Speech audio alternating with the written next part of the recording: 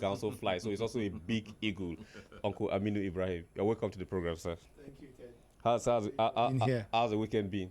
Well, we It was thank a God. busy weekend for you. I didn't know that you were back to town. Yeah, I was. How is it traveling on Nigerian roads without fuel? Well, we thank God. Is it the same scarcity? There's scarcity everywhere, and then scared of being kidnapped in one of the routes, and so. But how can really the filling station be closed and then black marketers are selling in front of that filling station, and then you want to buy 10 liters, you buy, and then they tell you that okay, it has finished. You want to top up to like get up to 20 liters. Say okay, wait. Then they jump the small fence of the filling station, go to the back, and come out again from that same filling station that is closed to sell the next 10 liters to you. That's insecurity now. Not that they go to steal. No. It's between them and the filling station. Sir. Yeah, if you have good security system, that these things will not go on. Because they will definitely close the filling station. Of course, one of the northern states sealed like 10. Which is yes, very okay. They had products, but they were not selling. Yes, and the they were hoarding and then selling to black market. The minister came out to say the scarcity is artificial and it will stop in the next 48 hours. This is more than 49 hours. We still have queues. There shouldn't be queues. In most of the stations in town here, there are still queues. People are queuing. Like this afternoon, I saw it on one of the television station on the news bar. Yes. That there's going to be total scarcity Monday. Oh. Yeah, and you see everybody now. Panic buying will start again this weekend. Yes, it has started because this morning, as at 8 o'clock, there was no queue. But this evening, when I was coming here, they started building up. Well, don't mistake it for anything. We're supposed to talk on this station, but of course, other issues that violate our rights as citizens of this country, we mentioned them on the program. We have the right to be given the best quality service in this country by this government, by this administration. We're a country that produces and exports fuel, while we're having such a major, massive problem for consumers within the country. Mobility has become a difficult thing. Of course, I learned that transportation has increased, and Christmas has not even gotten here yet. The same thing happens during the Islamic holidays, during the Salah. You have the same thing. As soon as any religious feast is approaching, then you have this scarcity. Why must we be wicked to us? Anyway, sports. Anyway, the cost of balls has not gone up. Jerseys has not gone up. Boots, the same price as you used to know. Hasn't gone up. Okay, welcome. We're happy to let you know that the Nigerian Professional Football League has officially been given a date to start in January. We were afraid, Buchi, that as usual, the league is postponed until it starts when you don't know all of a sudden. But after the Congress in Kano over the week, the fixtures have come out, and we'll be talking about that in the course of the program. D1 will be calling us later in the program to talk about the fixtures, which he witnessed it. He was there himself, representing the stadium. But one curious thing we want to talk about is in other leagues across the world, in the world of football, when leagues are on break and they're about to start, there's a transfer window opens and closes, and players move. Of course, we have that too here. The LFC has tried to organize it. We are looking at something deeper than that when it comes to transfer. What is the motivation of players moving from one club to the other? Is it just about the money? Is it about improving your career? Or is it about the fact that the club is participating in bigger competitions and you want to sell yourself there? Or it's about you even staying with a lower club to establish yourself and show them that you actually made this club become big as it is? I know players in some clubs abroad who stayed with clubs even when they went into relegation and came back with them. It's the same story here in Nigeria. We have issues of transfers and agents, and state governments owned clubs especially have agents that sometimes player will have like 2-3 agents. You don't know exactly who is the agent of the player. Some players belong to former coaches. Sometimes the same people try to force those players on coaches even at the national level to make sure that they feel them, because that's their role as agents. But I'm looking at it from the perspective of, you with your experience, of course, you have been into sports marketing. Other than your passion for handball as your game, you have been into sports marketing, which also includes footballers as well under your brand that have worked. How is it in Nigeria here in terms of agents? Does every player really have an agent? And what's the nature of the contracts that we have here? Yes, thank you, Ted.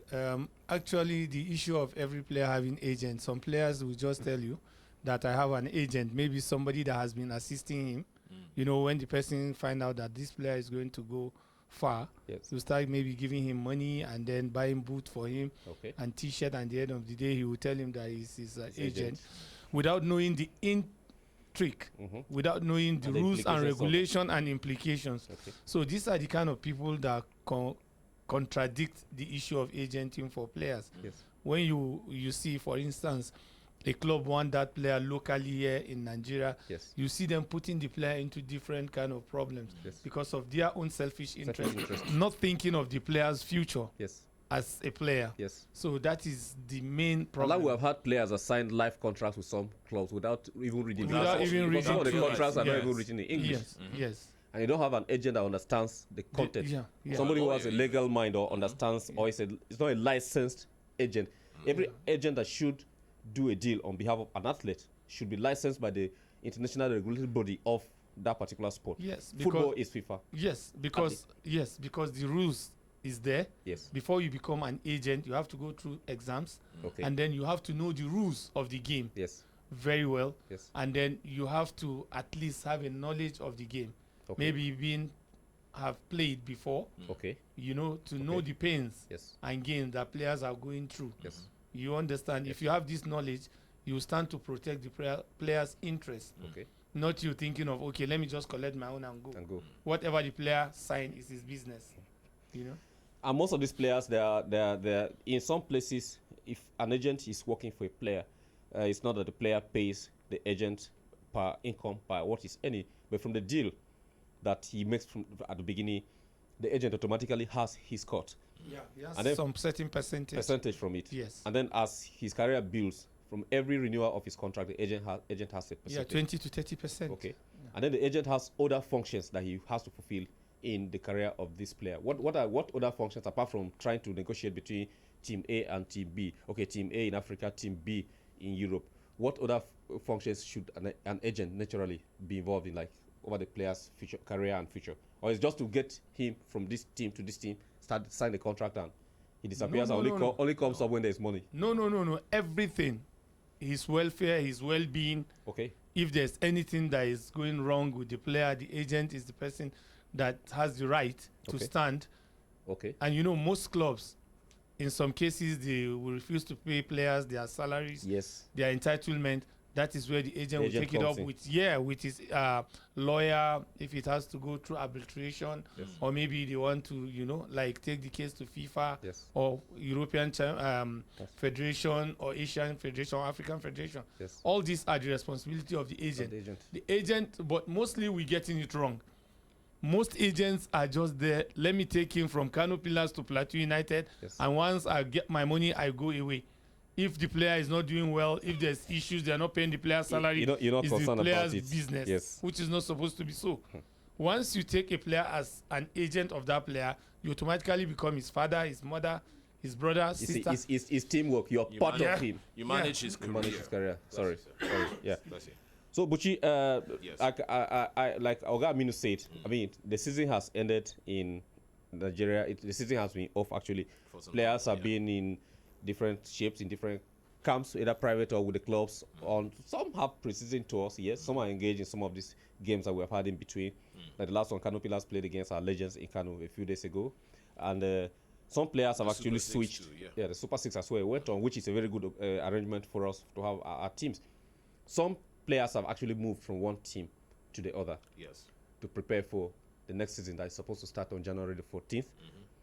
But I'm curious about some of the decisions made by some players. For instance, Plateau United has had a lot of interest. So many players willing to move in because they're going to play in the Champions League. Of course. Should it be just about the fact that these clubs play in the continent in Africa, that some players want to move to them, or it's about even stay? But Ted, doesn't everybody want to move to greener pastures? Isn't that kind of the whole thing? Whether it be in making more money, or to feature more in better games and better exhibitions, or maybe even just player welfare. In the end, it depends on the individual why you want to move. You have players who actually move. Maybe if you're an older player, your career is kind of winding down. You make a move to a bigger contract to make as much money as you can before you retire, or maybe you just miss home. You want to be a little closer to home. It doesn't matter how much it is you've made with your money. It depends, but it all depends on the player, the time he is in his career, and what exactly he's looking for at that point in time. Either one way or another, he's looking for greener pastures, financially, game-wise, improve whatever it is to better himself. I'm also interested in some other thing, Ogaminu. So many players that we have, not so many anyway, some players that we have known in Nigeria, play one or two seasons in Nigeria. Sometimes they become the highest goal scorer. Sometimes they're the best we have around. And the next season, you don't hear about them in our clubs. They disappear. And suddenly, after like a couple of days or months or seasons, you realize that they have been played in some other league, and they are not even performing half of what we knew them to be like.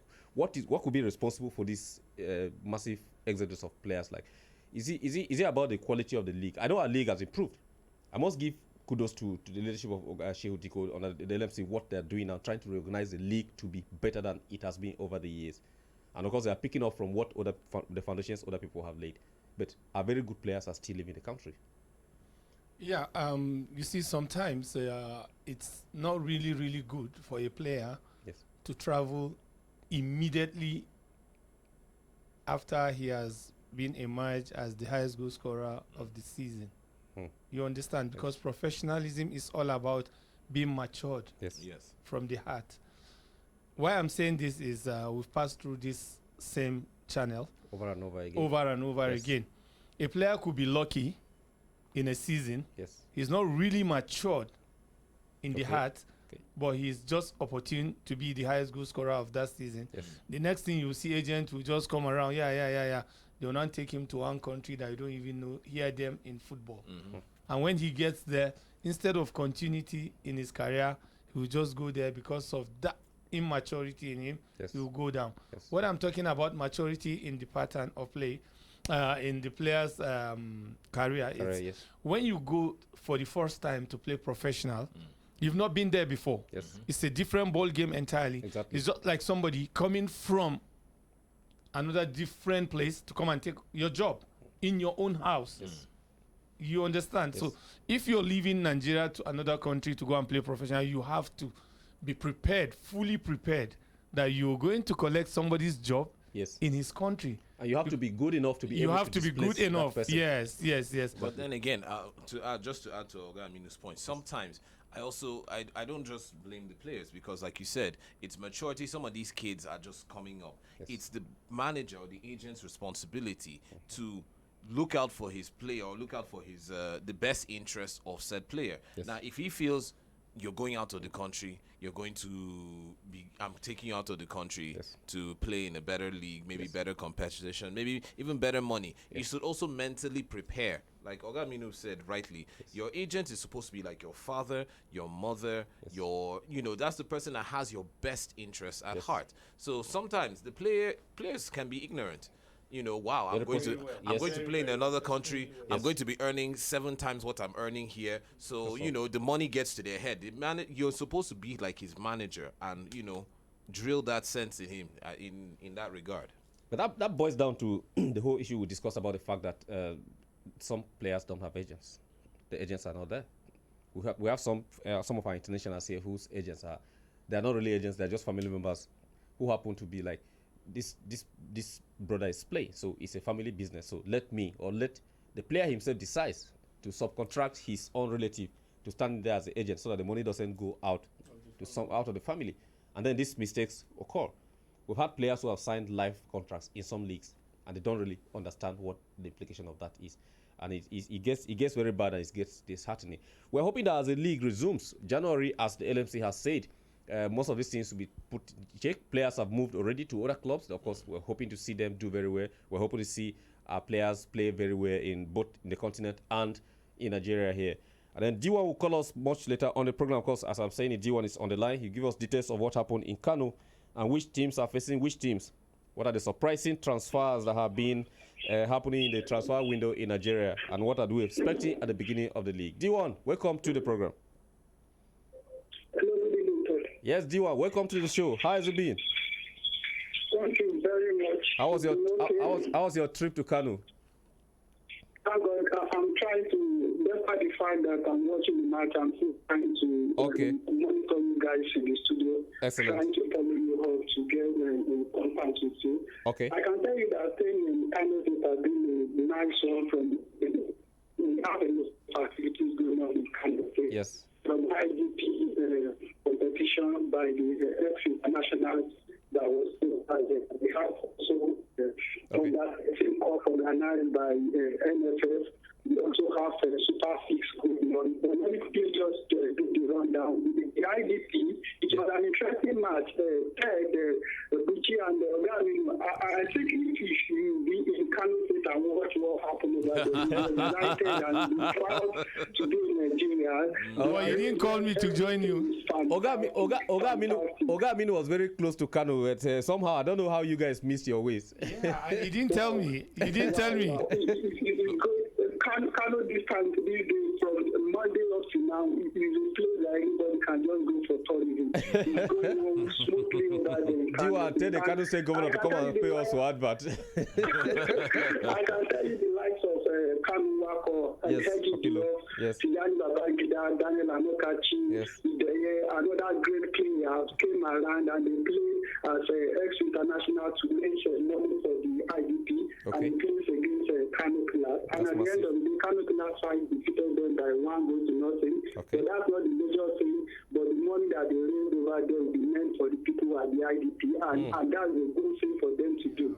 And also, during the week, we also have under 13 competition organized by NSF, in which we have a region like Southwest, Northwest, North Central, South participated in the competition. But at the end of the day, North Central defeated the Southwest in the final by 2-1. And also, we also have a SWAN competition. For you to know that it has been a interesting day from the beginning up to now.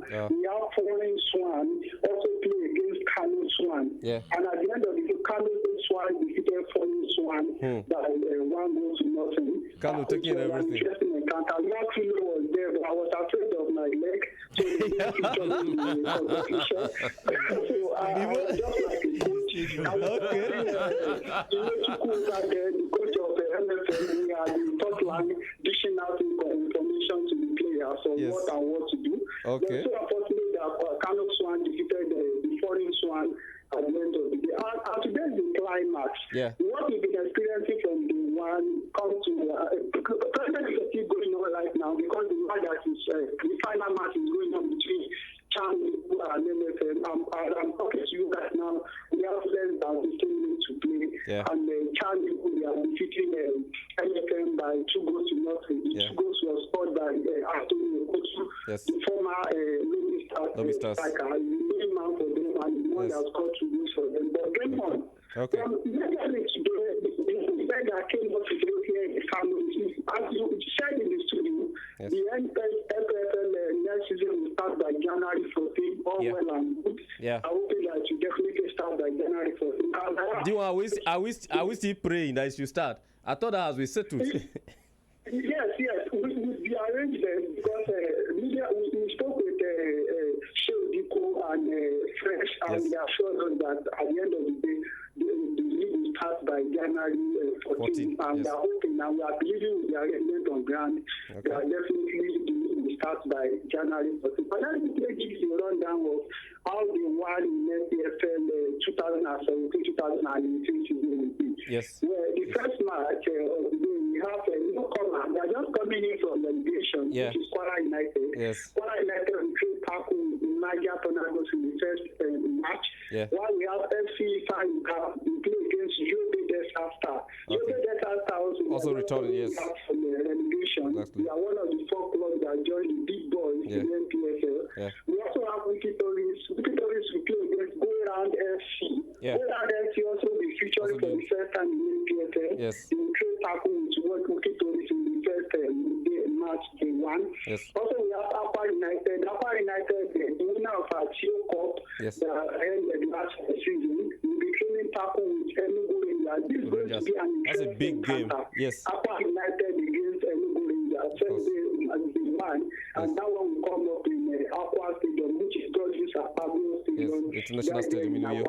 We also have the likes of Lobby Star against Enyimba FC. That's another very big game, and that will be in Makurdi. That's another great match, and we believe that just truly will definitely be there in Makurdi, and I believe Bucci and Ted, one of these, and we want one of these will go along with me so that we can cover the nice match. We're here on the stadium. Not to worry, we are ready for the season to start. Between Lobby Star and Enyimba. We also have Atlant FC against Sunside Star. Katsina United will trade back with Kano Pillars.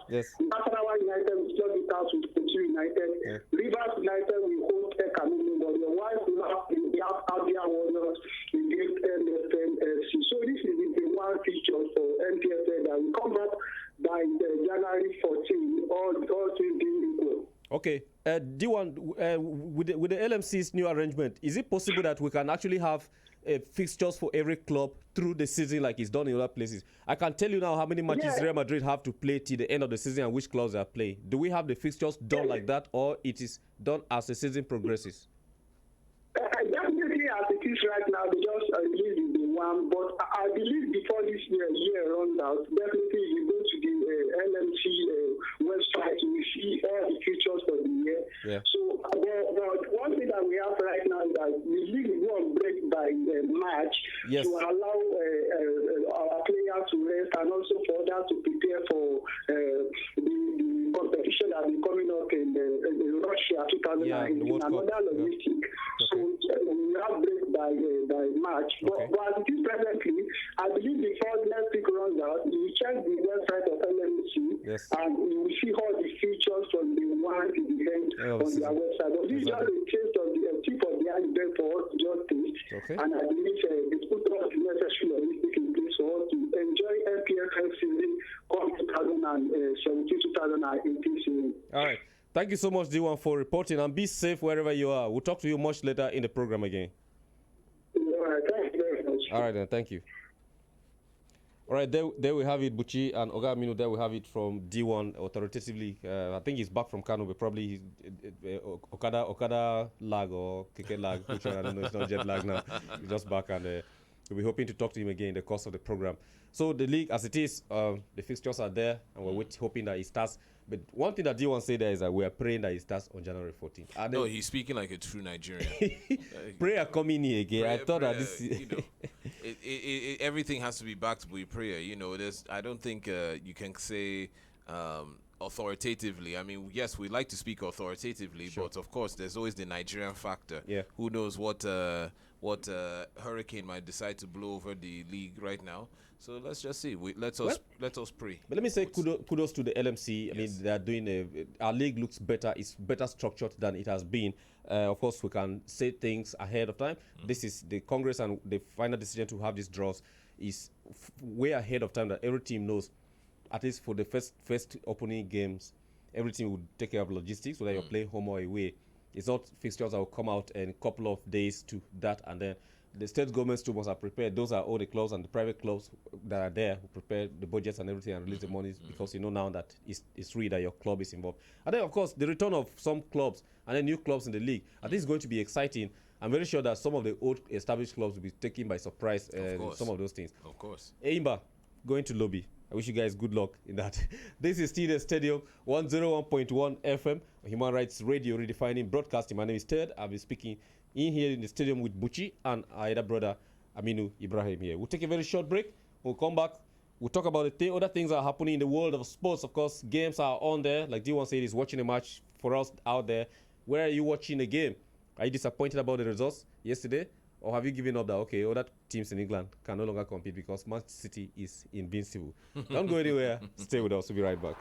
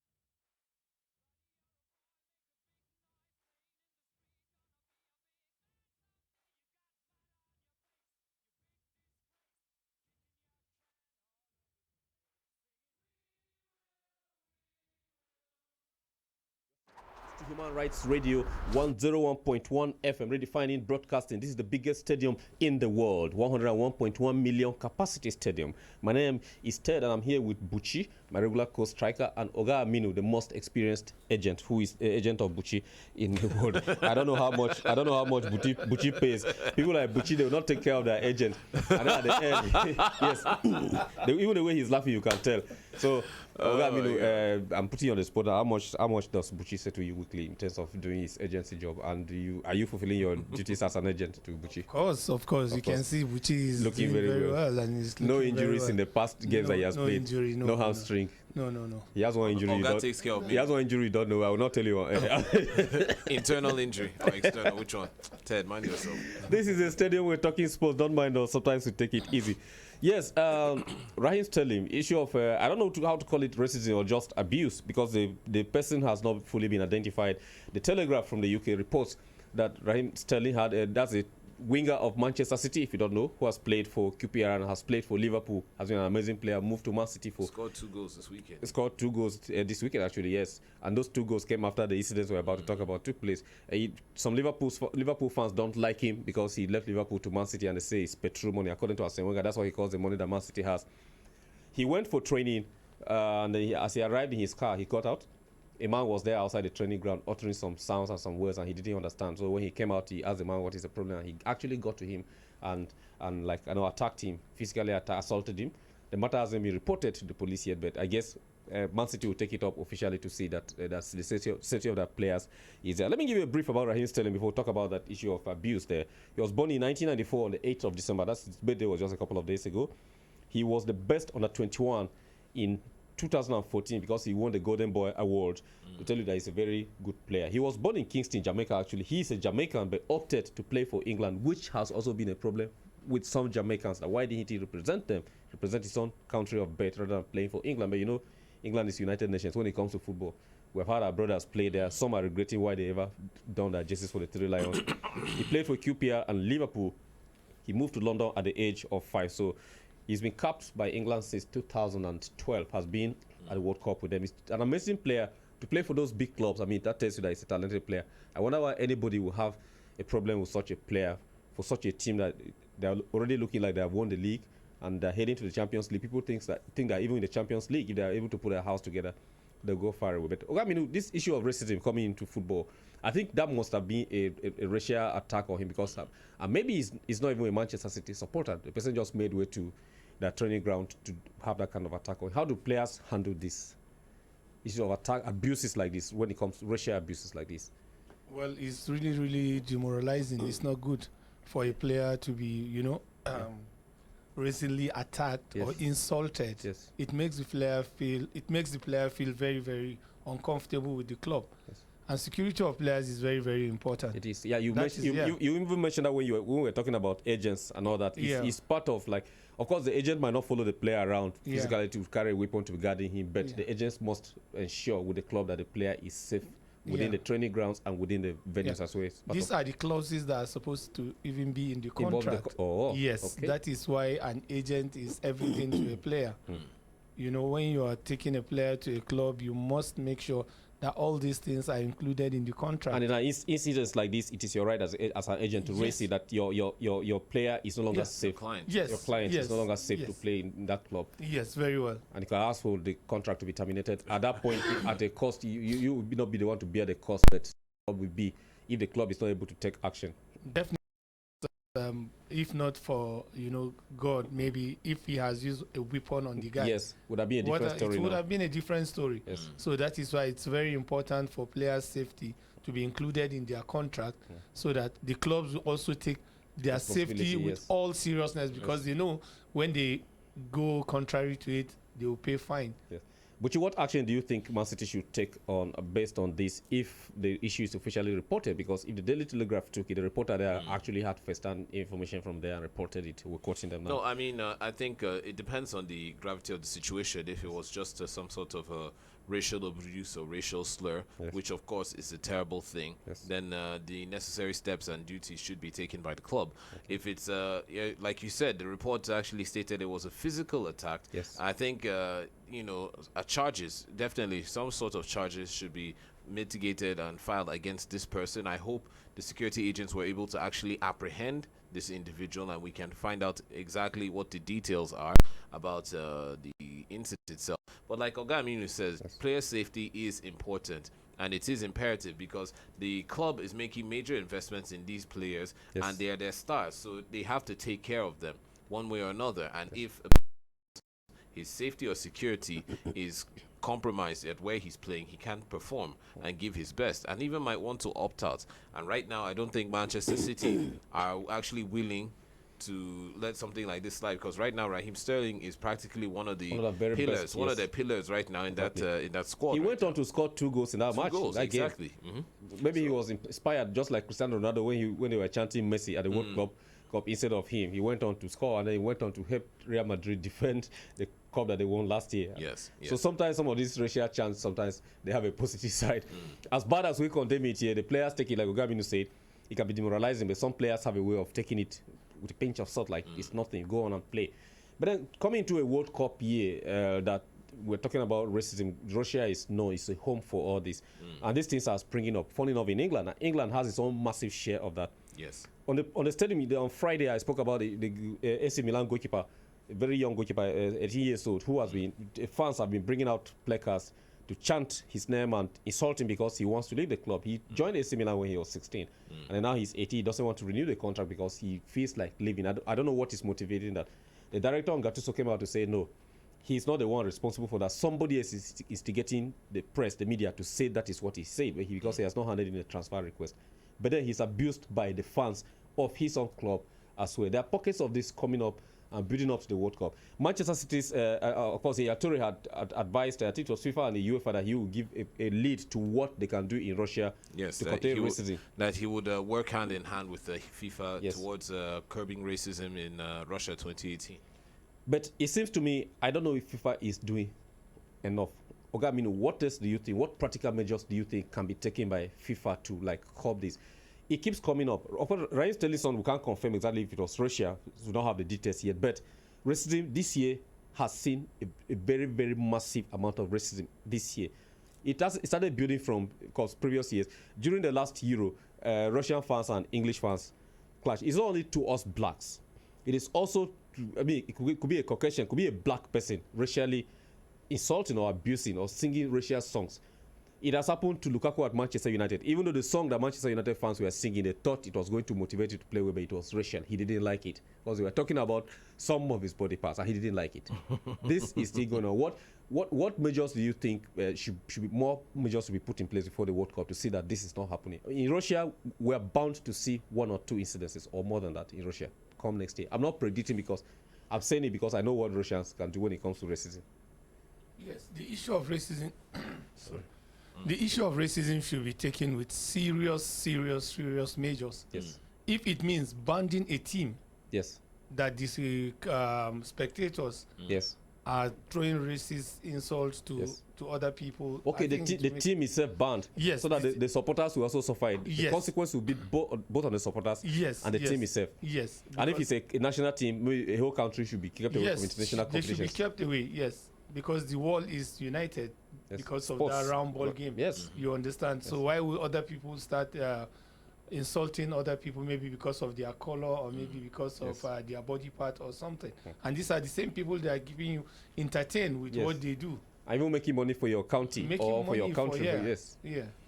But how prepared should we be for Russia 2018 as a national team when it comes to racism? In case we have chantings or they are throwing bananas at us. Of course, Daniel Alves showed us an example. They throw it at you, you just peel it and eat it or break and continue playing. A good source of potassium in the system. How much should the Super Eagles be prepared? And the whole country moving, including our fans as well, going in. How much should you be prepared? I think racism is it's an ugly beast and a terrible thing that exists not just in, it exists in human nature. It's not a country thing. It's a human nature thing. I mean, when somebody, and this is something that has stemmed throughout our history. When you look at, you judge a person by the color of his skin or the shape of his eyes, or it's not just racism towards blacks. We have racism towards Asian people, to Indian people, to even Caucasians. I mean, I mean, you had that kind of deal. It's just it's something that is systemic. Yes. And it's the orientation of the individual. Yes. And by now, I would have hoped that it would have been as the world has become more and more of a global village, that this kind of radicalized and racial slurs and racial thinking would have sort of weeded out. But it still seems like it's something that's systemic in our culture. When it regards Russia, they have a systemic way of setting up things that can beat anything. Of course, they have this government-sponsored doping that successfully went on for years. Yes. Who knows if they have some fans that... No, I mean... Maybe one day we'll find a way to see if we can invite the Russian ambassador to Nigeria. Yes, we'll try to bring him onto the stadium to discuss this and paint it in his face that this is what we feel. How prepared is your country to make sure that we come in there, we are respected, we play, and we live. I think, like you said, for Nigerians, for Nigeria in particular, as we are Nigerians, I think it's something that we must be meant. It's something that is, like Oga Aminu has stressed over and over. It is based on the maturity of the player. The players, yes. The maturity of the... To ignore it and move on without feeling. You get these kind of things, especially in sports. You even have some people taunting you to provoke a response and get you off your game. But it's that maturity and that focus. We feel taunted here on the stadium through our Facebook pages, through SMS, when we raise some issues and people send messages and say things that, okay, you are saying this because you don't support this club and all that we face. But anyway, we don't promote racism in any way at all. This is still the stadium. 101.1 million capacity stadium on Human Rights Radio 101.1. You're listening to the voice of Ted Buchi, and Oga Aminu Ibrahim is here, legend himself. We'll take a very short musical break. When we come back, we'll go straight into the games that are taking place. What match are you watching? Where are you? What is happening in the league? There, Manchester United, of course, making a lot. And then we'll open the phone lines for you to call us to give us a feedback. Are you watching a match that we missed? Are you watching the Premier League? Are you in La Liga? Are you watching League On? Who is top Man City? Man U is doing it, but of course, the most latest African footballer of the year, BBC African Footballer of the Year, is justifying that award, Mohamed Salah, by being an inspiration, where Liverpool is beating FC Bournemouth on his 3 goals and his halftime. Don't go anywhere. Stay with us. We'll be right back.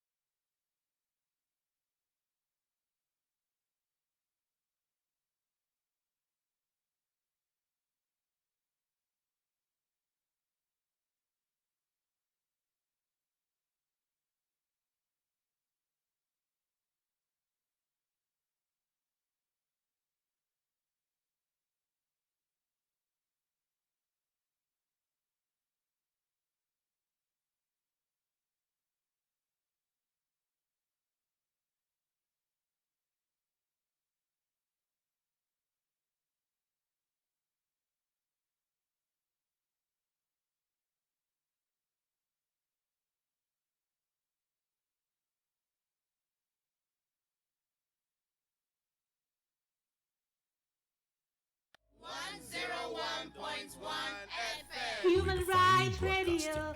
Ha na na na na. Human Rights Radio. Human Rights Radio. Ha na na na na. Redefining broadcasting. Merry Christmas, people, from all of us at Human Rights.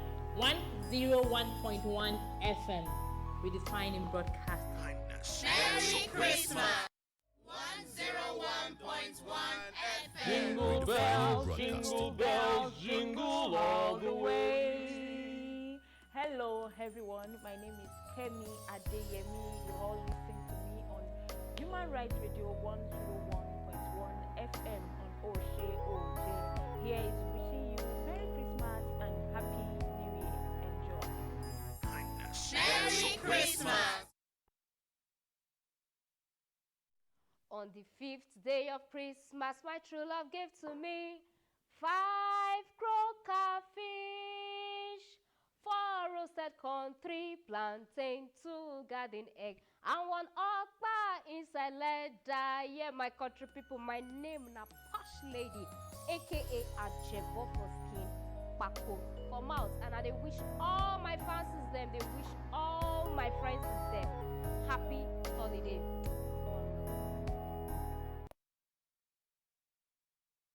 Hi, I'm Sophie Tarfa from Human Rights Radio 101.1 in Abuja, Nigeria, the first of its kind in the continent, wishing you all a Merry Christmas and a Happy New Year. Make sure if you want to drink, you don't drink and drive. Stay safe because we need you in 2018. See you there. Which song we want to sing? What are we singing? What did you guys sing now? What are we singing? Sang something now. We wish you a Merry Christmas. Good tidings to you. Yes.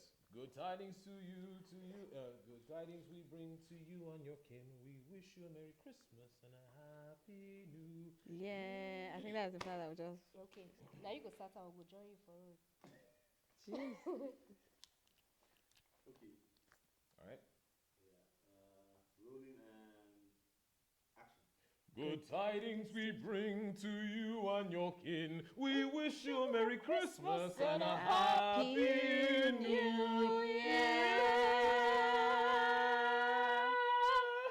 My name is Sule Rafiat Shola. I want to wish everyone from Human Rights Radio a jolly holiday. Ta-da! That's all.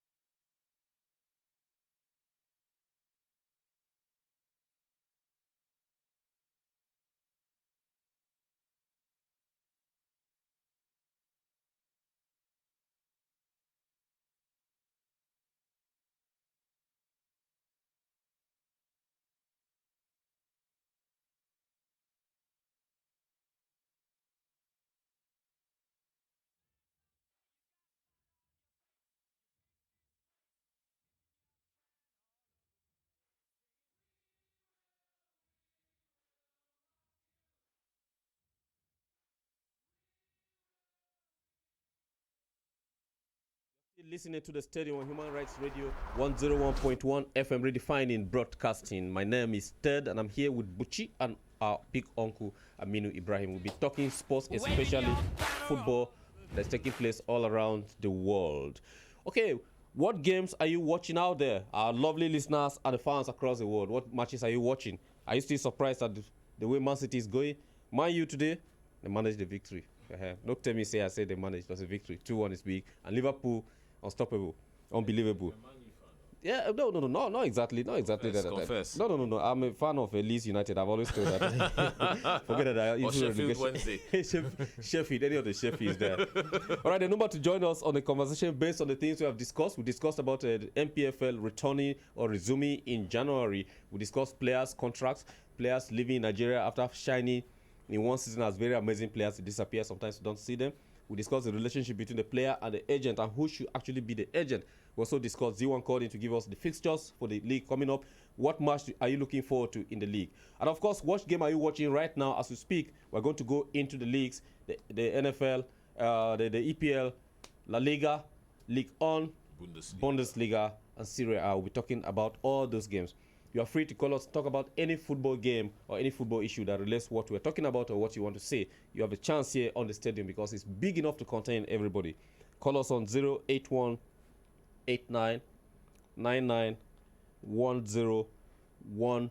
You can join us on Facebook, Human Rights Radio 101.1 FM, or on YouTube, Human Rights Radio. You see us there. If you want to be online with us, of course, and if you are watching us online, that's the number on the screen displaying right there. You can call and be a part of this. Buchi, Real Madrid setting records against themselves and actually defeating themselves as well. Barcelona were one of the few things that won the FIFA World Club. I mean 3 times, and Real Madrid through Cristiano Ronaldo did that again. Somebody is calling. This is a private line. Let me see. Hello, good evening and welcome to the stadium. Hello, how are you? Good evening. My name is Ted. What is your name? You're talking about football. Yes, sir. We're talking about football. Oh, okay. That should be a supporter of I don't know which team now. Since the number was private line, are you sure? Are you sure you didn't? It was private. There's another call here on the line. Are you sure it's not somebody's? Hello, good evening and welcome to the stadium. Of course, network, please try and behave, try and cooperate. Fortunately, has told me that she'll settle you guys after the show, so I believe her. She'll settle you after the show. So show us some love and allow the networks to be standard so that we can have conversation with our callers. Yes, Real Madrid winning 3 times like Barcelona did. Yes. Back-to-back defending it, but they're the first club to ever win it and defend it. No club did that. Stunning free kick from Cristiano himself, proving himself again to be one of the biggest players. And like before we came on here, our head of visuals was saying, where does Cristiano want to go and play? He has conquered everything in the world, but it's remaining in the moon. The World Cup. No, has he won the World Cup with Portugal? No, he hasn't won the World Cup with Portugal. That's the only thing. So maybe FIFA 2018. Maybe Russia. I mean, Russia has qualified. I mean, Portugal qualified for Russia. Maybe this is his time. I mean, he's had a slow season, but it seems like he's picking up, scoring a fantastic free kick to win the back defending champions. That's the league of, let's call it the League of Champions. League of Champions, actually. League of Champions. Yes. You know, best in the world, Real Madrid. Doing it for first team to do it back to back. Kudos to them. I think you know, sometimes we complain about him being arrogant and his utterances and all that, but sometimes he seems to justify the utterances. So far, so good. But you know, let's see how it goes. He's amazing because the records that are here for him and for Real Madrid rather are amazing. They won in 2014, 2016, another won in 2017, back to back. Barcelona won in 2009, 2011, and 2015. Yes. Corinthians won in 2000 and 2012. And Sao Paulo, another Latin American team, is like Latino countries or speaking clubs are always dominant in the Sao Paulo won the inaugural edition in 2005. That's after it was rested because there were no sponsors and they came back. It started in, it was first held in 2000. That was the commissioning of it. Yes. And then they didn't hold it from 2001 to 2004 due to the absence of the sponsors. It also absorbed in the Toyota Cup that we used to have. They absorbed it into this, so we no longer have Toyota Cup. So I guess the sponsors have merged to get that in. It involves 7 champions from across all the leagues. All the continents. Asian champions, African champions, of course. If Plateau United win the Champions League next season, they are going to represent us at the FIFA Club World Cup. They will play against the likes of maybe Kun Aguero. That's if Man City win the Champions League, or against the like of David Luiz if Chelsea win the Champions League. It's very possible. That's if David Luiz still stays. Yeah, if he stays, but they won't play against Arsenal because Arsenal is not the Champions League. So, okay. So the Auckland City they have been the highest team with appearances of 8. They also share with Al Ahly the team with the highest losses, 8 each and all that. So it's a massive competition, and congratulations to Real Madrid for winning that. But that leads me to one other issue that we wanted to talk about, the issue of corruption before we come back to the live games. FIFA's hammer has descended once again in Brazil. The FA chairman of Brazil has actually been banned for life from football due to corruption. And I'm wondering, how long will Brazil get away with a lot of things? Remember, during the Olympics, during the World Cup, a lot of things from insecurity to everything happening there in Brazil. When you compare that to Spain, in Spain it's tax evasion. Spain is tax evasion, Russia is doping, and looks like Brazil is corruption. Straight up corruption. And we are a country that resembles Brazil by population and by trade and all those kind of things. And FIFA has decided again to ban a very big sports person from sports for life. And he's supposed to be extradited to go and face charges in the US, to be tried in the US. But Brazilians hardly extradite their citizens to other countries. No, they don't. Are they in support of corruption, or what is this like? Robinho, he's charged supposed to go to jail in Italy for gang rape. I think it's 13 years actually. Supposed to 13 years. 8 to 13. I think 13 years. He's there in Brazil, still playing his football, and in Italy he's actually a wanted man because he's supposed to go to jail or to appeal the judgment, defend himself, and that. This is another high-placed Brazilian in the game of football that is being banned for corruption-related issues. 2 Brazilian officials are already in US facing trials. He is there in Brazil. FIFA has already eventually banned him. What are we expecting from this? This is a good move, I think. Well, actually, he should be bound because he has been involved in so many corruption cases. Yes. And then, if I may say, Brazil are in support of corruption if they will not extradite their citizens, to go and face the charges of their offenses. Yes. You understand? If they really want to, stop it, they have to allow those people to go and face their charges. They will extradite them.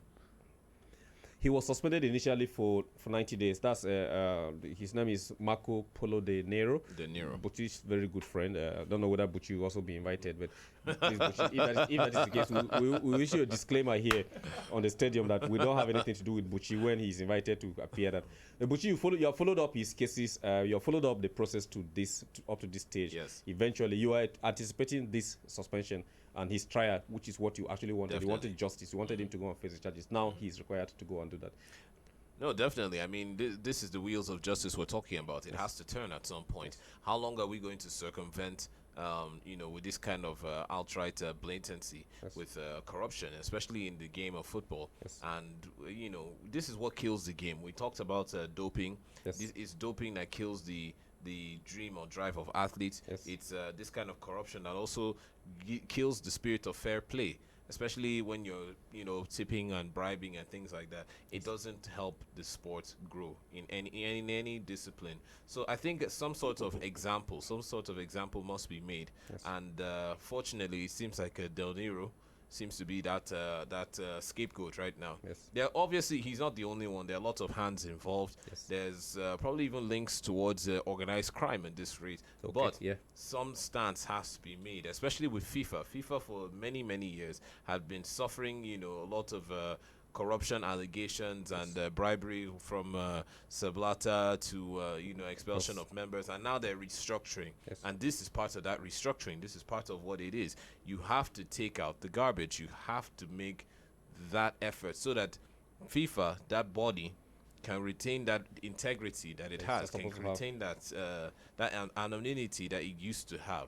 That's the only. I like that word. It used to have because that's lost it. Well, probably under the leadership of Infantino, maybe a lot of things will go right now because most of the big names that were there for wanted to be there for life. The old guard, the old guard, they have actually left, and I hope that translates into other FAs, even coming to our own. This is a matter of accountability, holding somebody accountable for the role you are given. Some people take that as a privilege and abuse it, and this is where it has led to this trial. So we'll wait and see what proceeds from there, whether he will appeal, go to court of arbitration for sports and defend himself, or he will have to go to the US to face the charges as it is. You are still listening to the Stadium on Human Rights Radio 101.1 FM, redefining broadcasting. My name is Ted, and I'm here with Buchi and Oga Aminu. And on Facebook, we have a couple of comments, but I'll take the first one. I'll come back later. This is from Mokhtar Ibrahim. He said, please extend my greetings to the winning coach, Aminu, my Oga, and my mentor. Missing you people. He's actually writing this from Lagos. Thanks for joining us. Keep your posts and your comments coming. We'll take them as the show progresses. But if you want to be live onto the stadium to speak, call the numbers 081 89 99 1011, and you'll be live here connected to us and we'll speak. Buchi, yeah. Update from yesterday. What was your outstanding match yesterday? Don't start from Chelsea, please. Why are you beefing me, Ted? I'm not beefing Why? Chelsea. Okay, I'm not. Update outstanding match from yesterday has to be Man City Tottenham. Yeah, because nobody expected that result. I mean, yes, we were expecting. I was expecting a win. A win, but not to be rioted. And I think I'm going to use. The trademark term that Oga Aminu created here. Took them. In fact, Man City took Tottenham. Period. They took them. Simple. It was as simple as that. 4 outstanding goals. Yes. As in, there was nothing to be said. As enough said. Yeah. I think D1 is practically. I think we have to give. Maybe D1 should have put money down. I hope he put money down so that we can make maybe something. It seems like Man City is living up to that. Term or the ideal that they just seem unstoppable right now. And for me, my prediction is like you keep saying, who's going to stop them? Yes. It's going to be one obscure team that we don't even see coming. It's going to come left field. Yeah. I don't think I can look at any of the big 4 or even the big 6 teams, the remaining big 6, towards stopping this team. It's going to be one obscure team that's just going to come in and just maybe put that score line, and then we just finally maybe we get everybody else. Because I don't know, the way people have been praying for their downfall. Wow, Man City must lose. Why wouldn't they lose? Their next fixtures in the EFL Cup, they are going to play Leicester City. And then they are also going to, that's away. They're going to play at home to AFC Bournemouth. They are going to play away to Newcastle United, who lost to Arsenal yesterday. Yes, they did. They're going to play away to Crystal Palace, who have rediscovered new form and fantastic match. That was another good match. Good match yesterday. Yeah, okay. That's update from yesterday for Buchi. It was Man City that had a stunning result as far as he's concerned. Other teams also played. That was not the only result. Other teams also played. But I want to ask you out there listening, what game did you enjoy most, or what game was not to your expectation? All the games that are going on now, what game are you expecting that the result should change? Liverpool, amazing run.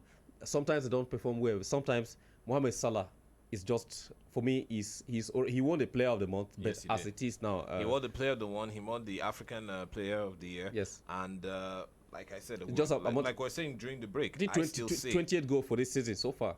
20 goals. Yes. I mean, like we were saying during the break with Oga Aminu, yes. He has to be, like I've said this consistently throughout the show. He is the best buy of the season, and not in terms of money. In fact, they spent, compared to Manchester United that bought Pogba for almost 82 or 84 million. Yeah, 82, Liverpool bought Salah for about 38 million, and they're reaping the benefits. And don't forget, he was a Chelsea reject. He was a Chelsea reject. Kevin De Bruyne was a Chelsea reject. Of course. Juan Mata and Matic are Chelsea rejects. What do you? I'm not attacking Chelsea. I'm just letting you know. Fans, if you're out there, Ted is attacking Chelsea. I'm just letting if you're you know a Chelsea fan, please call in and let's put Ted in his place. No, I just want to let you know that Chelsea rejects players, and when they leave, they become the best in their clubs.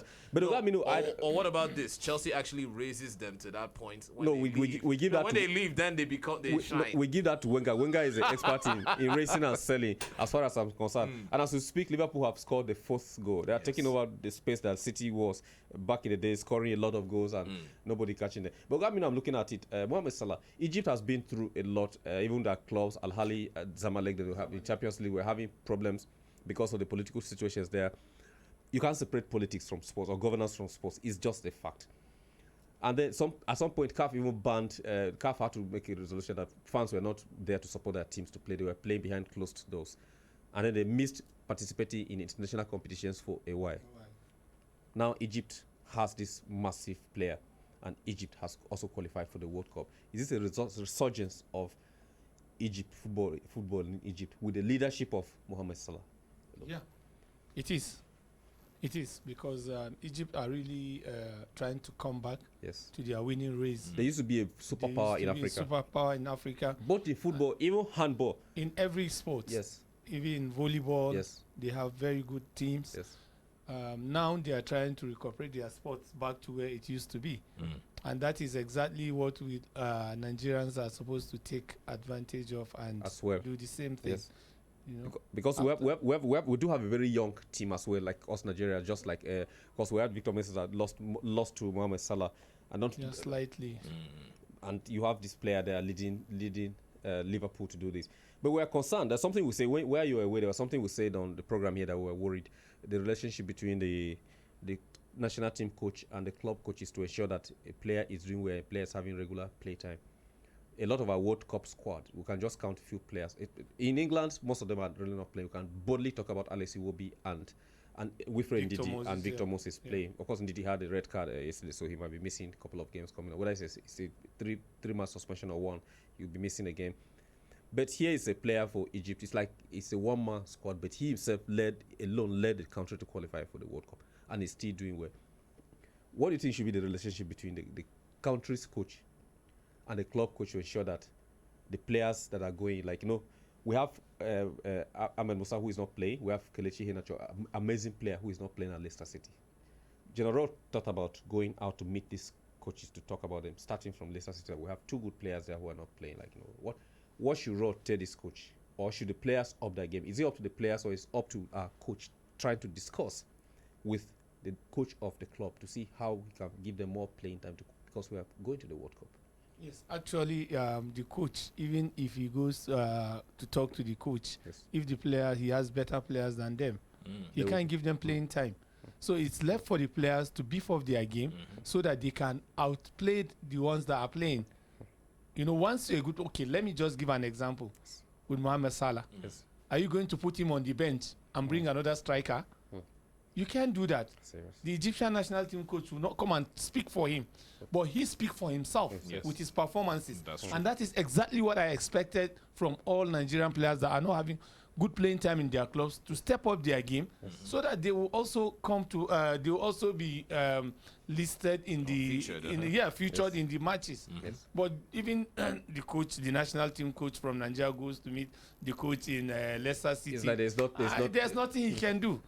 Because you can't keep a good player on the bench and play a player that is being much rusty for a very long time. That's the truth. It's just for the players to step up their game, try to impress the coach so that he can put them in matches. It is the same thing we said during the week. I mean, if I'm having a winning team, if I'm, let's say now Salah, we're using Egypt, we're using Egypt and we're using Salah. Liverpool, Salah right now is in form. Yes. And actually the best player in the league. The best player right now. Keep him on the bench. I can't keep him on the bench. And I can't say, you know what, I know you're in form. Just sit down and give this player on the bench the chance to come and feature. Yeah, because his coach has spoken to you. Maybe during training. Exactly. Maybe during training, I show that determination, that drive, and that hustle. Maybe I've featured we have a Salah supporter here calling into the program. Hello, good evening, and welcome to the stadium.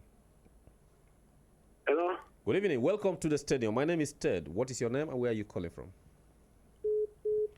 Okay, that's not the Salah supporter. It's a supporter of ASC Bournemouth who is not happy that Liverpool have scored the fourth goal and all that. But I think you have a very valid point there, Okwaminu, that the player has to justify even why he was bought. Salah didn't have playing time at Chelsea. No, he didn't. He's somebody who used to send Drogba messages that he can't, he's not scoring and he doesn't know how to score. He moved to Roma. He took I mean, I would say not a lower club as low, but he decided to leave the league and go to where he thinks he might play. And he played in Roma, had all the playing time. Liverpool identified him and brought him to Liverpool, his shiny. Now, Zidane wants to buy him for Real Madrid. It seems he has made himself that vital, that important. We had Kelechi Iheanacho at Manchester City. There were a lot of clubs that came for him, and we were almost even voting or trying to do a public poll to see which club should he go to. Chelsea wanted him. Arsenal spoke about it. Of course, Wenger usually identifies good players and allows other coaches to buy them. Eventually, he went to Leicester City. That was when before Claudio left. Claudio brought him in. He was injured and he was supposed to be rested a little bit and then fielded. He's one of our strongest outfield players in the national team. At Leicester City, he's not playing. Should he consider, each time he plays for Leicester, he delivers. He does deliver for Puel. The coach knows. Should he consider requesting a transfer in the January transfer window to go to another club, even if it's a lower club, even if it's West Ham, or going to the Championship to play regularly to save his career and prepare himself for the World Cup where he will sell himself as the biggest player, and then probably from there? Or should he even request for loan from Leicester City too? Very, very important. Very, very important. And this is where the agent comes in. That is where the agent comes in. Okay, let me just give you an instance with one of my handball player, Ali Garba. He's one of the best handball goalkeeper in Asia. Okay. You know. Okay, so we'll just take a very short break for call to prayer for Muslim brothers and sisters, and then we'll come back and then we'll continue. We'll open the phones for you to have your opinion on this issue we're discussing, and we'll go to the live scores of matches going. Please stay with us. Don't go anywhere.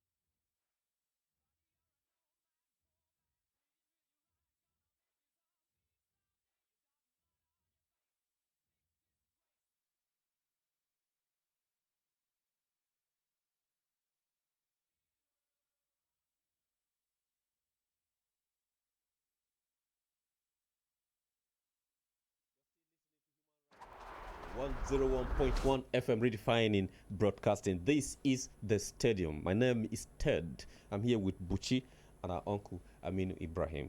Gentlemen, thanks for staying with us.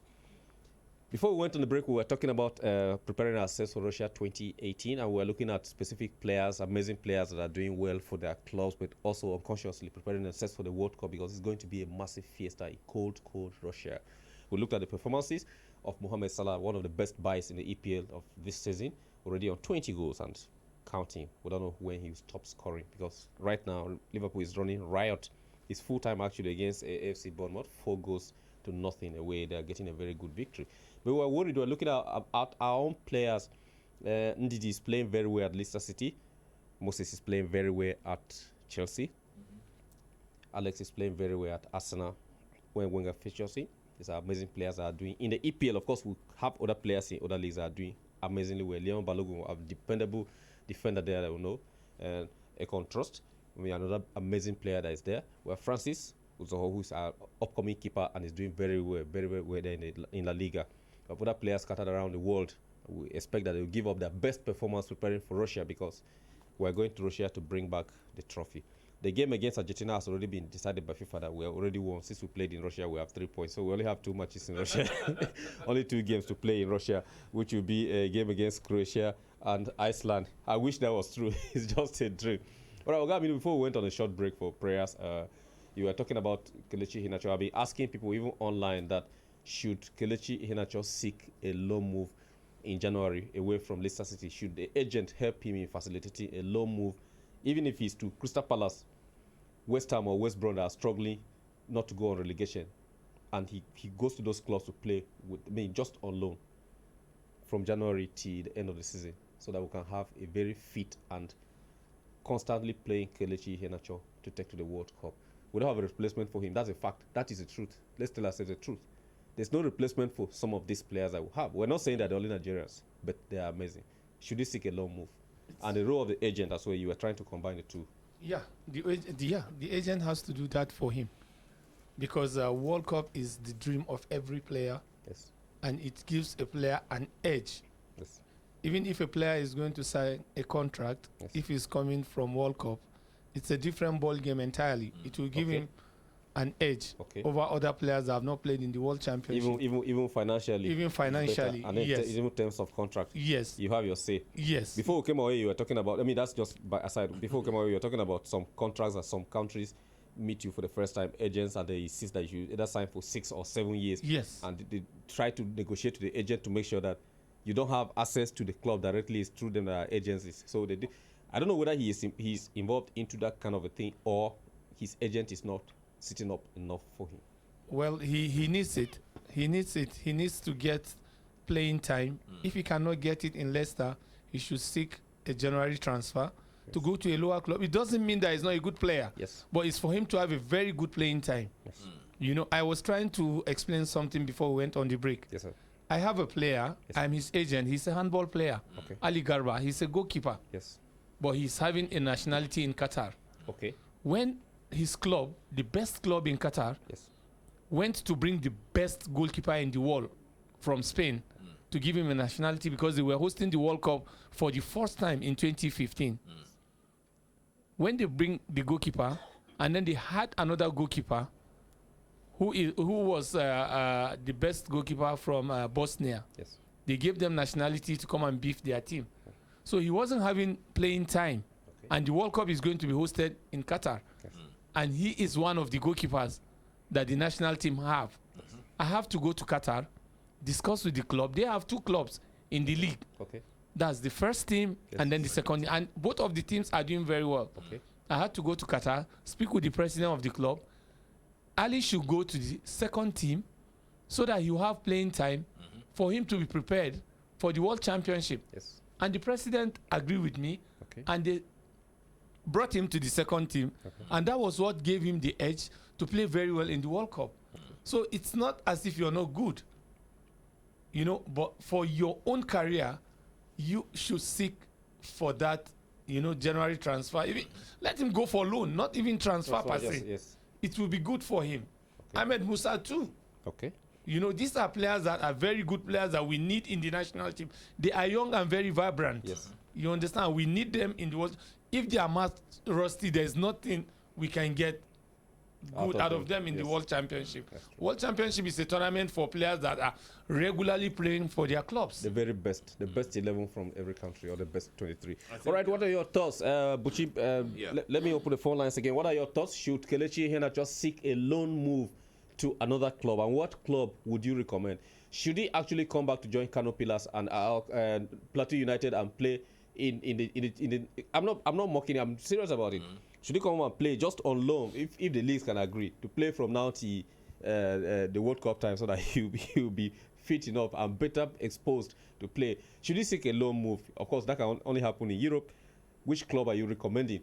What do you think we should do? Oga Aminu is here because he has contacts with some of these people who make him make that recommendation. That on the stadium, the listeners and the fans called and said Kelechi Iheanacho should put in for a loan move in January and ask Leicester City to give him out on the loan where he will play very well, even if it is the championship.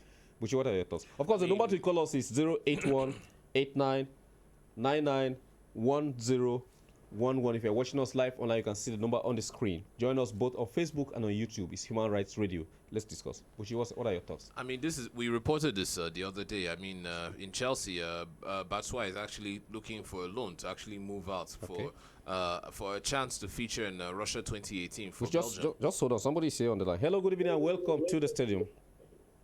Hello, good evening. Good evening, sir. My name is Ted. What is your name and where you're calling us from?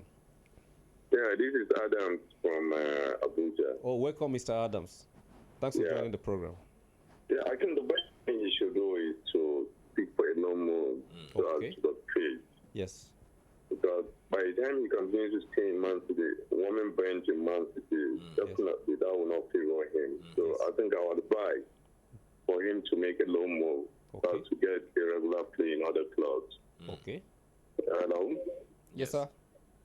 Yeah, I think that's the best. The best, do for now. So for Mr. Adams, a loan move is the best. Would you recommend a club, sir? What club do you think he should go to? Because we can't tell whether he's hearing us right now. We are watched all over the world, so your advice might just be the best for him. Yeah, whichever club that comes for him, championship, he shouldn't. Underrate any club. Okay. As long as he gets that regular play, fine. Yes. We've actually recognized him in the national team, and by his grace, he's going to be one of our regular players. So all we need him to do is for him to be free. Yes. All right. Thank you so much, Mr. Adams. Yes, thank you so much for joining the stadium. We are glad to be that you are part of it. God bless you, my brother. God bless you too, sir. Thank you. Yes, that's Mr. Adams there. He says he agrees with Oga Aminu that Kelechi should seek a loan move in January. And Kelechi Iheanacho, if you're watching us online, of course, you're a fan of the family here. Our fans and our listeners are saying you should seek a loan move to any club that can give you regular playing time, because you are young and you're an amazing player, and we value you at the national team in the Super Eagles. We want to see the best of you at the World Cup, because we're waiting to defeat Argentina again, and only you can help us do that. Hello, good evening, and welcome to the stadium. Hello, good evening, sir. Good evening, my name is Ted. What is your name and where are you calling us from? My name is Peter John. Okay, Mr. Peter John, welcome to the stadium. So what do you think Kelechi Iheanacho should do? Should he stay at Leicester City or should he seek a loan move in January? Hello, sir, I did not hear you. I said, do you think Kelechi Iheanacho should still stay at Leicester City and not play, or seek a loan move to another club so that he can play before the World Cup? I'm not. Oh, Mr. Peter, sorry if you didn't hear us. We're talking about Kelechi Iheanacho, whether he should stay at Leicester City still without play, or seek a loan move away from Leicester City, where he will have regular play time and represent us at the World Cup in Russia come 2018. Countdown starts here. It's just a matter of months. We're right there. Yeah, Buchi, your thoughts were interrupted because Mr. Adams called. Actually, we reported this within the week. Batshuayi for Chelsea actually is seeking to move, a loan move, to go to a smaller club to feature, because right now he's not being featured. And so I think it's the same Sorry, thing. hold on. Somebody wants to add to your ideas. You're saying. Hello, good evening. Yes, welcome to the stadium. Yes, sir. My name is Ted. What is your name and where are you calling from? My name is Peter. I'm calling back. Okay, Peter. Okay, all right. You couldn't hear us. It was network. Don't mind enemies of progress. Yes, sir. All right. So you want? I'm calling from Gwagwa. Okay, from Gwagwa. So what's your thought? Should Kelechi Iheanacho seek a loan move or stay at Leicester City? He's supposed to go to that World Cup. He's going to the World Cup, but he's not playing. And they don't give him a chance to play for Leicester City. So make him come out and make him stay there. Stop. Let him sit there. Okay. Please let the coach even try be using him for the matches. Because if they are not using footballer in matches, benching him, he's killing his career. Exactly the point that Ogaminu made. Yes, he's killing his career. The coaches, they should be doing something about that. They should not be keeping the players in bench. Like now, let me say like Mike now. Mike was in Chelsea. Yes. When he was in bench, he was not playing well. Yes. You don't know how to even play shot, but when you go to China, can I teach you how to play fine shot? Clean one. Okay. Mike can play shot now from 18. Yes. Okay. Those that are keeping players on bench, is killing their career. Please let coach. They should be doing something about that. Okay. Coach Poe, if you're hearing, Mr. Peter John says you should start feeding Kelechi Iheanacho. That is one of our callers there. Mr. Peter John says Kelechi should stay at Leicester City. He should be fielded. But if he's not fielded, he also supports the cause we are here that he should seek a loan move to another club so that you have regular playing time. He has given us an example. Mike went to China to learn how to play shot, clean shot, fine shot. But that's how Mike started. Just the example you are laying with the Batshuayi seeking loan so to have regular playing time because he's playing second fiddle too. The Belgium team is one of the best teams in the world, and they have. Are we talking about Lukaku? Are we talking about Benteke? Are we talking about Hazard? They have a formidable force up front. The only way you can show that you are relevant and should be featured is to play regularly. It doesn't matter whether it's Chelsea because they have just like Germany. Belgium has a replacement for every single player. Every single player. Every wing. England has that. Belgium has that. Brazil has that. Germany has that. They can replace. There's no player that cannot be replaced at any point in time. So you have to be on top of your game. So the best thing for him, it doesn't matter. Go to second division team. Go to second division if you have to. But Iheanacho is a world-class quality striker. There is no team right now, if he was out in the loan market, that would not rush to pick him up. If it's West Ham, if it's struggling Swansea, somewhere. It doesn't have to even be in the EPL. He can go to Spain. He can go to Italy and sharpen up his game. Go out there and play regularly and be featured. That's the only way. Because the truth is that in a loan move, like Ogaminu will understand that better for football, it's always a decision between the parent club and the club they're loaning you to. If the parent club will still be responsible for your pay, or the club you are playing for at that point will come halfway, take over or the halfway. Now, some players, it comes to that point where they're looking at the money they're making. They want to move. Yes, they say £120,000 per week. It's weekly pay, whether you're on the bench or Ahmed Musa is earning his money there as long as he's contracted to Leicester City, whether he plays for his first team or not, his money is guaranteed. Only that the brands that are supposed to support him or the kits that he's wearing, personal sponsorships, he might suffer from that because most of them pay you per appearance. And all that. So could money be a factor here as well in the thinking of Kelechi Iheanacho or some other players? Could that be a factor as well? And the agent as well, thinking here he's making more than he'll make if he decides to join Leeds United or go to Bolton Wanderers now, and I pay him like say £15,000 per week. Would the agent consider letting him go there for the sake of his career, or keep him here at Leicester City where he's earning much more than that? Yeah, because of the selfishness of the agent, he will not want him to go, because all he's thinking of is the cash that he's going to make. But we're not looking at that. If you want your player's future, definitely you have to make some sacrifices, because he is going to earn more money than what he was earning. Because if he goes to the World Cup and do well, better clubs, just like Salah. Salah came on 38. Real Madrid want to buy him now. And probably for even double that. That could be. It will triple that money. You understand? Because he took the chance. What probably would now over £100,000. Yes, so he took the chance. So that is exactly what a player does. Sometimes you don't look at the money, you look at your own career, your own future. But some agent will begin to discourage the player. No, why should you go? Your market will go down. Your market value will go down. We're not talking about market value going down. But we're talking about market value going up. And your own career as well. Your own career as well, yes. All right. This is a Stadium of Human Rights Radio 101.1 FM redefining broadcasting. We're talking sports generally, specifically football right now. Buchi, I'll come to you to give us updates on the games that are going on, that went on yesterday. and are going on today, and your thoughts on key games. If you want to tell us all the games, you just tell us key games that are outstanding and the impact of these victories on the EPL table, because the table has changed. Drastically, it has changed. Manchester City looking invincible. They have taken that massively. Okay, somebody is here on the line. Let's hear him before we come to you, Buchi, to give us an update on the games. Hello, good evening, and welcome to the stadium. Hello, good evening, sir. Good evening. My name is Ted. What is your name and where are you calling from? My name is Peter John. Okay, Peter John. All right. Welcome back to the program. Yes, sir. Please, I have a little problem part of this discussion for today. Okay. Yes, sir. I've laid my complaint to you people with this number.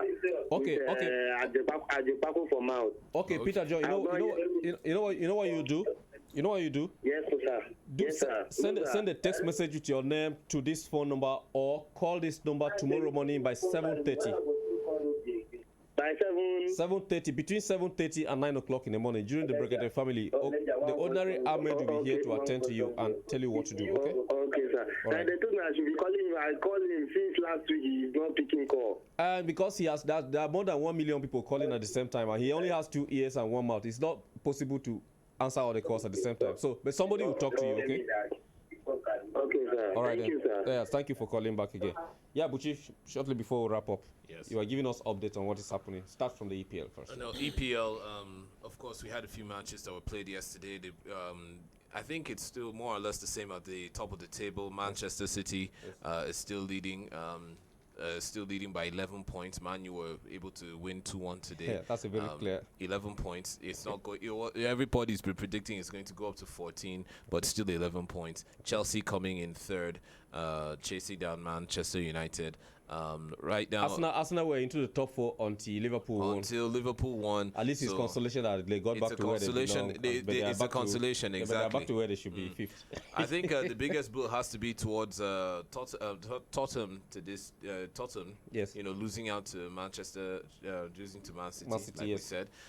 They've slipped a few places. But that was expected, of course. No, it was expected, but I don't think to that degree. I think yes, we knew they weren't going. They had the potential. We knew they weren't going to make it, but we didn't think it was going to be that 4-1 scoreline. Yes. Since watching Manchester City's play of late, I mean, they've been doing a few 1-0s, a few 2-1s there, but to play against Tottenham, one of the big six, and actually humble them 4-1. It was a bit shocking. I think where the big changes have to lie is mostly in the bottom. Yes. The bottom of the league. Burnley jumped very close to up, and all of a sudden they're having this confidence. Exactly. Burnley are back in there, slugging it out. Crystal Palace too have also flew up a few places and themselves. West Ham also getting amazing victories. David Moyes, are you condemned now becoming? I guess that's what the Hammers need right now. I mean, I'm not a Moyes fan. Don't get me wrong. Okay. Maybe because he still left that bitter taste in my mouth from what he did in Manchester United, and they're still trying to recover from. But I guess that's what the Hammers need right now, and he's doing well with them. Everton too, also fighting back. Swansea dropping down a few points themselves. The EPL right now is the top. It still looks more or less the same, except between the bottom and the middle. That's where most of the movement and changing happen. I will give you details of the games in Italy, but tomorrow we are going to cover that. But shocking result, you won't believe it, that AC Milan lost to Hellas Verona 3-0. Gattuso. The return of an old player to a team, Ogamino, is not helping. When you hire a new coach that doesn't know the team's philosophy, things go wrong. Now Gattuso has come back, and AC Milan is still struggling to be the AC Milan that we knew. What could be responsible for this? Let's give the man. I mean, he has just give him little chance. Give him a little chance. How many matches? He's not played up to even 5 matches. He's still. And besides, we know what they say. Sometimes it's not the best players don't make the best coaches. Yes. I think he's just still trying to find his feet. Alan Shearer tried to do it himself with Newcastle United. That didn't work out the way he wanted it to work out.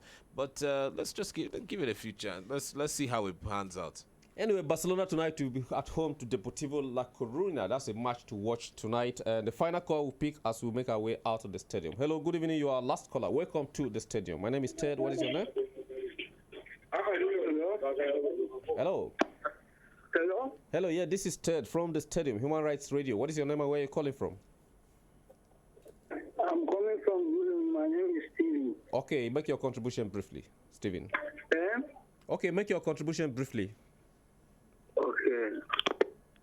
But Mr. Steven, thank you. You just called to greet us, and we're happy about that.